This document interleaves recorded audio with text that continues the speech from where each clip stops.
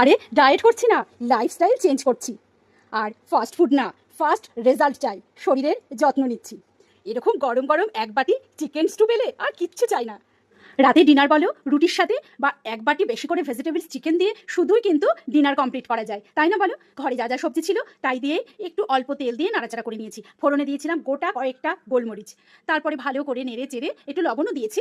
আর চিকেনটা আমার আগে ভেজে রাখা ছিল, তারপরে আমি চিকেনটা দিয়ে দিলাম। এবার চিকেনের সাথেও নাড়াচাড়া করতে করতে কাটা পেঁয়াজ দিলাম, আর এর মধ্যে কিন্তু রসুনও ছিল। আর একটা কথা বলি, আমি আদা কুচি দিই, কিন্তু দুর্ভাগ্যবশত আদা ছিল না, আমার আদা বাটা আগে থেকে করা ছিল, সেটাও এর মধ্যে দিয়ে দিয়েছি। ভাজা হয়ে গেছে, এবার আমি জল দিয়ে দেবো। গরম জল বেশ খানিকটা দিয়ে দিলাম, কুকারে দিয়ে দিয়েছিলাম। আর মাত্র 3টে সিটি পর্যন্ত অপেক্ষা করেছিলাম, তারপরে মুখটা খুলে দেখে নিলাম। আর এরপরে আমি দিয়ে দিলাম একটু লবণ, কারণ লবণ আমি আগেই ভাজার সময় দিয়েছিলাম কিন্তু একটু কম হয়েছিল। আর দিলাম গোলমরিচ, এই স্টুতে গোলমরিচ দিতেই হবে, গোলমরিচ ছাড়া স্টু ভাবাই যায় না।